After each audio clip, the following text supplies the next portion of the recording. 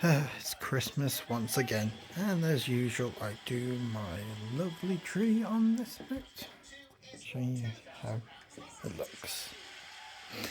And as usual, it's me, Miyamoto.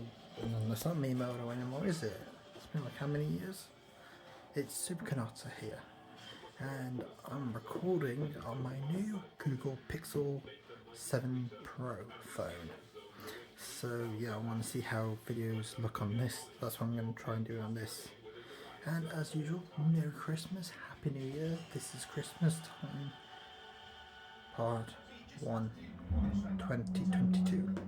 And as usual, I'll make a review of a game I got a previous year and just talk about it really. So let's start. There we go. Sorry, I'm using this stand to record. It's my Switch stand. Anyway, today's video is about a game that I got last year actually, Made of Scare, which I never understood why they never gave you a game card. It's only a code only, which I think is quite stupid. So yeah, no matter what, you can't steal the game because I already got it. But yeah, and that's the back. So yeah, Made of Scare. So basically, what is this game even really about? Well, I'll just give you a plot synopsis of it. Basically, it takes place in 1898 in Scare Hotel, in a fictitious island called Scare Island, where Elizabeth Williams writes a letter to her boyfriend or husband. I think it's a fiance actually, Thomas Evans. That she's trapped in the hotel, Scare Hotel on Scare Island, obviously, as I just said. And she sends him a letter with her mother's locket, which is a music box. And inside that music box, she tells him that he's got to make a counter song of the one inside the pendant and bring it to the island with him when he comes over. So Thomas does that, and takes the next train to Scare Island. And after he finishes composing the song, obviously, as I said, he comes to the island and notices that the whole place is deserted. It's gloomy. There's no one around. It's quiet, and there is no sure bits of life. Not even Elizabeth. So he goes to the hotel to try and find her. And when he gets to the hotel, he realizes that stuff isn't as it seems, and that strange creatures are around that can only find you by noise. So yeah, that's pretty much the idea of the game. The gameplay itself is quite similar to Amnesia: The Dark Descent. If you've ever played that game, basically it's that you've got no real weapons and it's all based on stealth rather than fighting.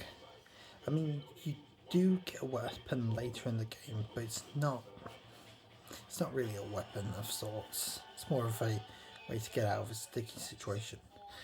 But yeah, so basically it's more stealth and like a stealth horror, and it works really well. I like the whole idea of Scare Island and Scare Hotel. I think it's really nice and it looks really haunting. Kind of gives me a vibe of Bioshock in that sense, like how it looks. It looks very noir style, so I like that, and I like how the stealth works in the game. Like even the slightest bit of movement does bring out the monsters, and they do try and find you. And after like certain parts of the game, you see Elizabeth's uncle and dad, who literally have no faces. They're all like scrunched up, and they cannot be stopped. It is it's pretty cool to be honest seeing them. I thought it would be a bit more corny on how they were gonna like bring that sort of stuff into it, like her uncle and dad, like 'cause they do say a lot about it in the game, about them doing something about a ritual. Um, I'm trying to remember as much of this game as I can because I haven't played it for like since February because I beat it whilst I had COVID, so kind of just played it all at once since I had nothing to do. Um, well, until I managed to play it, but anyway. Um, but the environments are really cool. You do a lot in the hotel, and it's kind of reminds me very Resident Evil, like Resident 1, because like there's a lot of backtracking, and you've got a lot of places you need to find keys to open the next door, but the key could be somewhere higher up in the hotel rather than it being on the same floor. And there's a lot of like secret puzzles and stuff that you have to do to unlock new areas. There are jump scares, which kind of no, it's kind of done before. A lot of other games have done the same sort of jump scares, so that doesn't really feel that good. Well, it's not that great.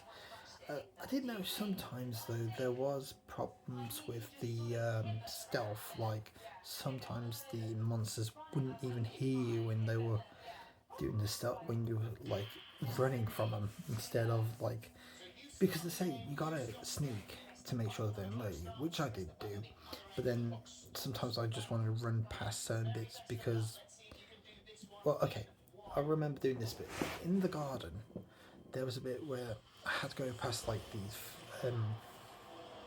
hedge mazes, not really hedge mazes, but the hedges, and the monster I went past before, so I was just like, okay, I'm gonna run through it instead, and I did, and for some reason the monster didn't even notice I was running, which I think was quite bad. I don't know if it was just a glitch for me, but they didn't even notice I was here, and I was just like, okay, so I can run away from them. But again, it only happened once, so it's not too bad.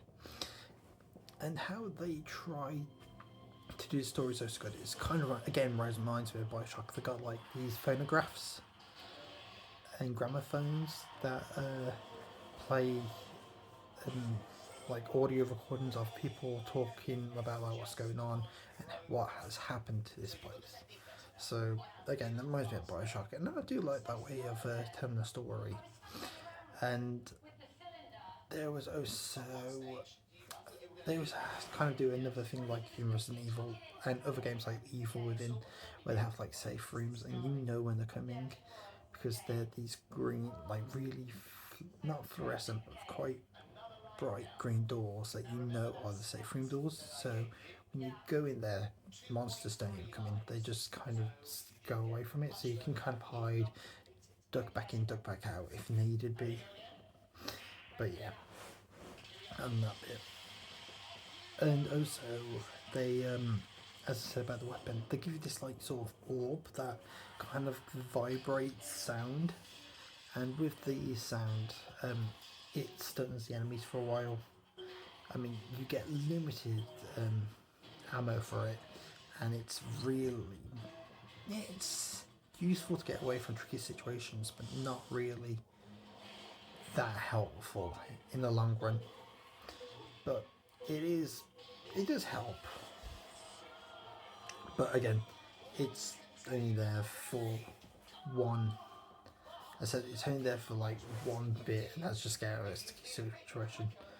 But they do kind of like with this self, going back to the self, they do start like giving you like when you progress into the manor, I mean the hotel, you can like find like secret passages and ways to get away from the monsters quicker, or just to try and like evade them. So you know the game does a lot for, especially for a game that I didn't think was going to do a whole lot. I honestly didn't think this game was going to do. I mean, I thought it would be good. Don't get me wrong, but I didn't think it was going to do a lot of the stuff that it did. and I think it did it really well. And I think the developers, Welsh, is it Welsh Interactive, Wales Interactive, um, I think did a good job on it. And again, there isn't such thing as Scare Island in real life. I've been to Wales so many times. I mean, I live literally right next door to Wales, pretty much, and I can tell you there is no such Scare Island. But they do say that's made up. But it really takes place in more like talking about British folklores. That's what the game's about, Welsh and British folklores, and they do it cool. And I do like how it's all based in Wales. Again, I don't see many games based in Wales. It's definitely a cool idea, and I like the time period that they've based it in, the late 1800s. The atmosphere is great. It looks dark. It looks beautiful when it's all dark, and you can see all the lighting looks brilliant. I know saying that on the Switch, like showing all that lighting, but I know it's on, like I know it's on PS4 and not 360, Xbox One, but in all honesty, I wanted it on Switch because I play the Switch more, and I don't really care if it lacks, it looks different, like lacks in graphics compared to I still like it, and I think it was a great game. It still looks awesome, but I get it. It would have, it most likely would look better on them. In fact, most likely it did. But again, I picked it on Switch because, well, I asked for it on Switch because I play my Switch more than my PlayStation. So yeah, that's the reason why I have it on Switch, and I think it really works on Switch quite well. The only thing I do admit that does not good is that the resolution is 720p, which again is like, ugh, it looks very choppy. But again, you gotta think it's gotta make sacrifices for the Switch. But I do think they could have done 1080p, and that would at least look better. But for what it does good. And again, the gameplay, as I said, is basic. It's stealth horror, and I think it is really good. And I think it could, like, I think some bits could have done better, but for what it does do good, it does great. And I definitely say get this game if you can, either on Switch, PS4, Xbox One, or PC. Give it a shot. You might enjoy it. I enjoyed it more than I thought I would. And yeah, there'll be it's a good game to try if you haven't played it. If you like survival horror, I recommend playing it. I would give the game a 7 out of 10. I think it's fun. There are flaws with it, but again, with a game like this, I wasn't surprised. But overall, I think it's fun. You should definitely pick it up if you can, either on the Nintendo eShop, as I said, either on Xbox or PlayStation. But annoying thing that I think though on the Switch version is that obviously it's just a download code. They didn't decide to give a card, but the PlayStation and Xbox One does have a disc. So I just don't get the reason why. Maybe it was cheaper to do that. Most likely it was cheaper to do this, but still, I would have liked a card myself. I'm not going to get rid of the box, even though it's completely useless now with the code and all that. It's, as it is. But, it's still good. So yeah, 7 out of 10. I would say give it a shot if you can, if you find it cheap, and have a bit of fun with it. I think you will be surprised it's actually an enjoyable game. And anyway, this is Super Kanata signing out. Have a nice day, have a great Christmas, and have a great New Year. And I'll see you on Christmas Day.